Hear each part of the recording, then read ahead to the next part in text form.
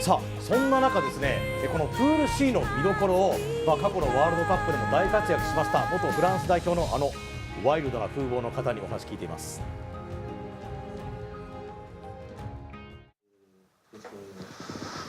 Le ranking, comme je viens de vous le dire, hein, c'est une poule qui est compliquée, c'est la poule de la mort, comme vous l'avez dit. Au vu d'aujourd'hui, je pense que les Argentins et les Anglais sont meilleurs que nous, et je pense malheureusement qu'on ne sortirait pas du groupe.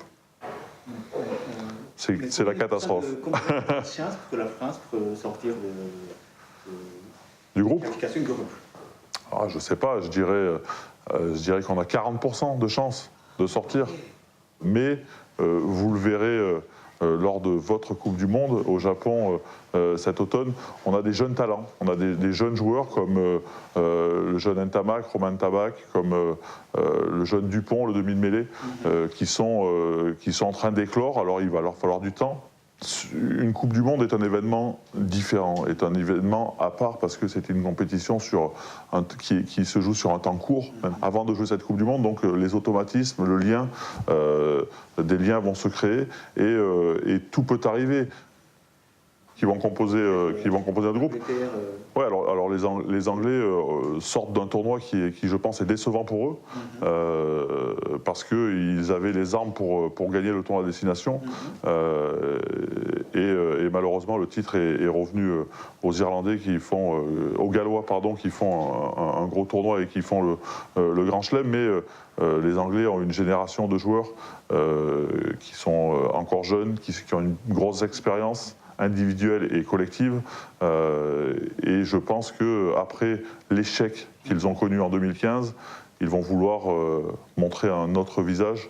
Donc l'équipe d'Angleterre va être encore comme d'habitude très pragmatique, très solide, et avec la qualité des joueurs qui composent cette équipe, ils vont être durs à battre.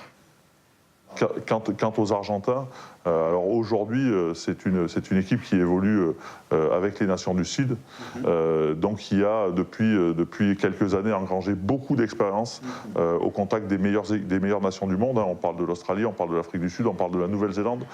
C'est une équipe qui a su adapter son rugby.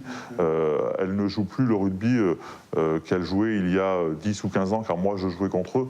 Un rugby qui était basé sur de l'occupation, sur du jeu en l'air, sur beaucoup de bagarres, beaucoup de contacts. Aujourd'hui, c'est une équipe qui joue très très bien au rugby, qui bouge le ballon, qui sait porter le ballon vers les extérieurs, qui a des joueurs aussi talentueux. Tonga? Alors le Tonga, c'est toujours difficile parce que c'est une nation avec des individualités qui sont très très fortes, mais c'est des joueurs qui jouent pas beaucoup ensemble, qu'ils se retrouvent, voilà, leur grosse problématique, c'est que c'est une nation qui n'a pas beaucoup de moyens. Donc c'est compliqué de savoir ce que va valoir le niveau de jeu de l'équipe du Tonga, mais c'est une équipe du Tonga qui, en tout cas, sera performante, qui ne lâchera rien parce qu'ils ont toujours des très très beaux joueurs.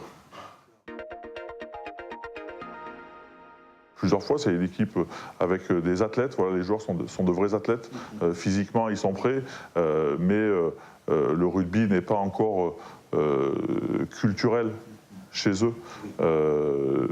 Donc, je pense qu'ils ont moins le sens du jeu et du rugby que nos nations qui ont un vrai championnat structuré, qui ont l'habitude de jouer des matchs internationaux.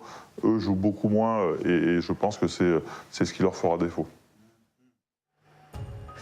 ものすごい迫力ですね俺でもシャバルさんの前にワインがずっとあれね、日本に来てたんですよね、あれフランスのあるワインメーカーと一緒に共同プロジェクトでプロデュースしたシャバルさんがプロデュースしたワインがあって、その営業で来てたんですよね。なるほど、分かりやすく言うと割とねリーズナブルな値段でね飲めるやつなんですよ。回し物じゃないんですか。シャバルのワインって検索していただければ。田辺さん、でもフランスの選手って引退した人多いんですってね。みたいですね。引退したらこうワインを作って、なんか生計を立てていくっていう人が多いとは聞いてますね。もう水よりかワインが安いぐらいの国ですから。確かにそうですね。そっか、ワールドカップの日本大会のその次の大会、フランス大会でもありますからね。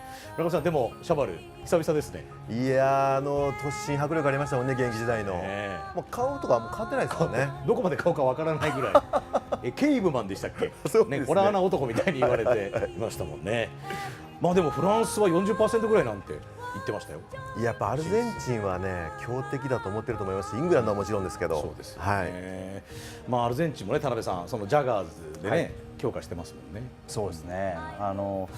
まあ、フランスもね昔はよくねシャンパンラグビーなんて言われた時代もありましたけども、今どこもシャンパンラグビーみたいなラグビーやってるんでね。そうなんでジャガーズのバックスの面白いぐらい。そうですね。